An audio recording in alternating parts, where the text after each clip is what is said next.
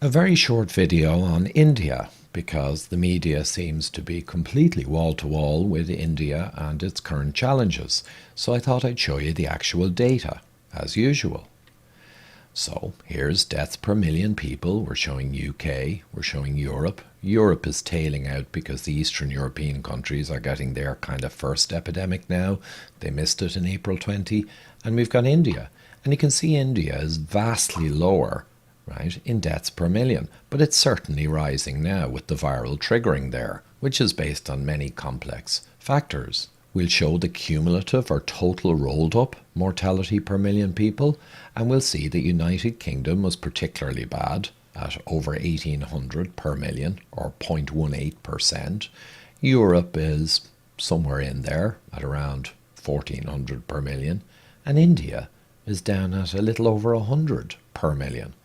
So it's vastly lower than the others because these have headed fast to endemic status, whereas India has not triggered before. Even with no lockdowns and no masks, they never triggered. That's the complexity of the virome. COVID, from all the data, looks like it's got a max range of around 0.15% or 1500 per million, approximately, mortality.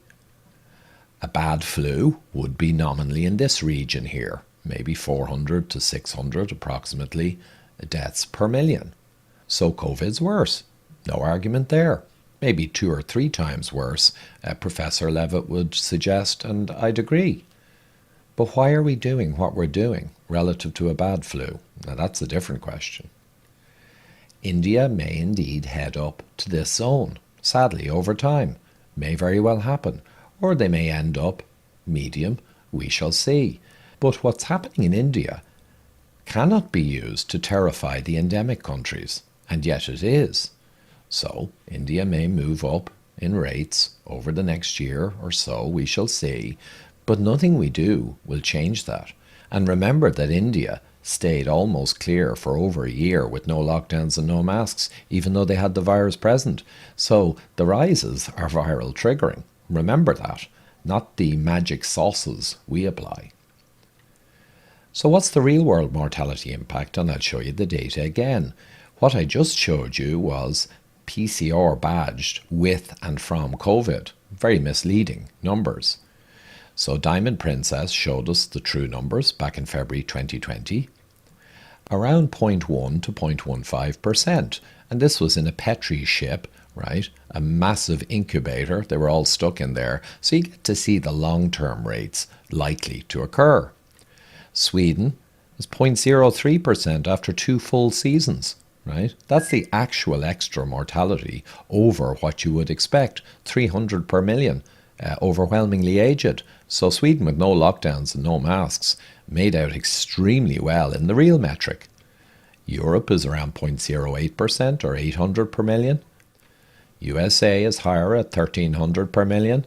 And there's a question mark around kind of lockdown-induced lack of care. Mortality is buried in here too, but also USA has massive metabolic issues. So, of course, SARS-CoV-2 is going to hit harder because it basically leverages insulin resistance and leptin resistance to cause the most havoc. Israel is very topical because of their mega rollout of meds, but they actually only were around 200 per million in total.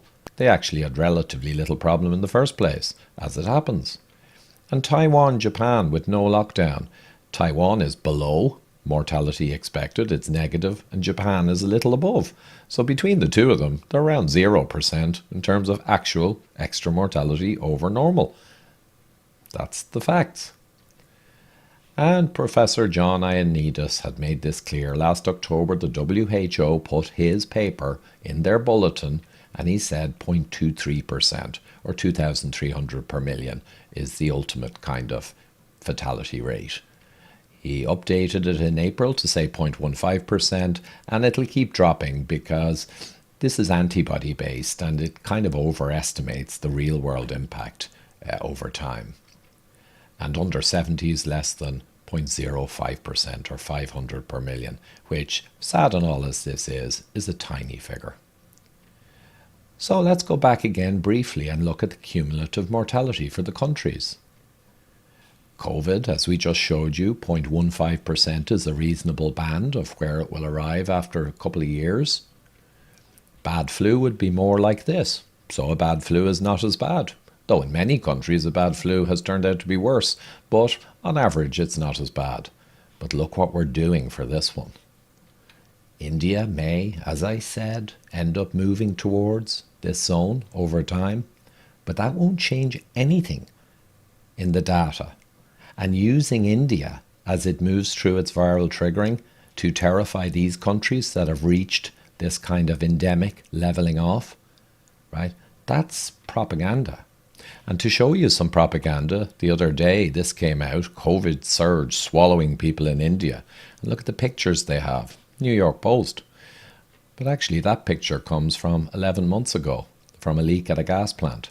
So this is the tip of the iceberg. There's no holds barred, essentially, and to misrepresent the data and the scientific reality in this way is essentially propaganda.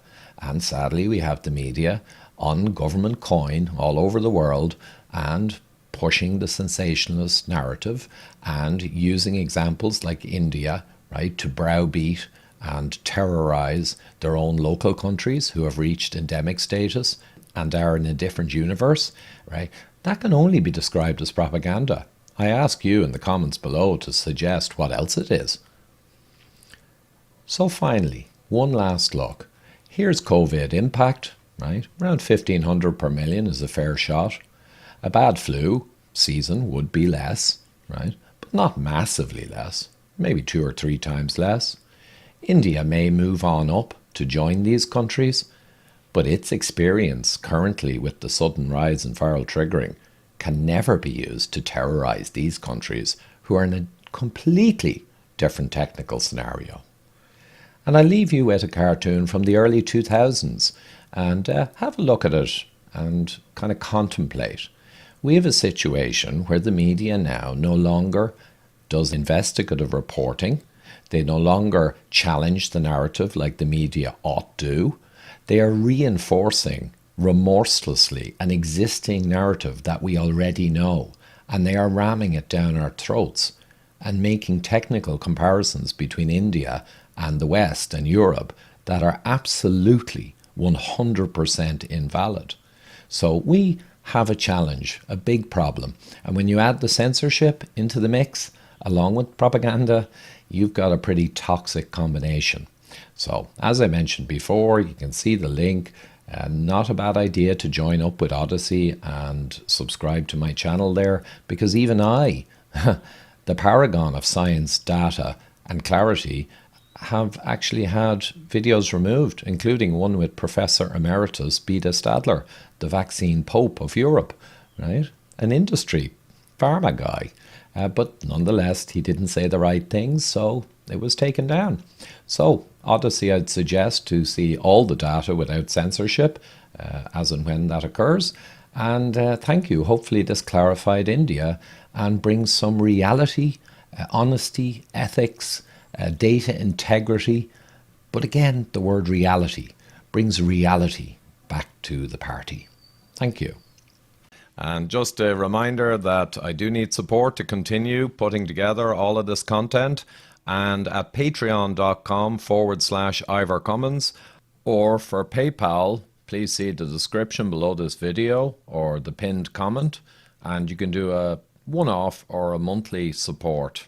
So I'd really appreciate that, guys, and keep me getting the science out there and countering perhaps the more biased corporate type science. Thank you.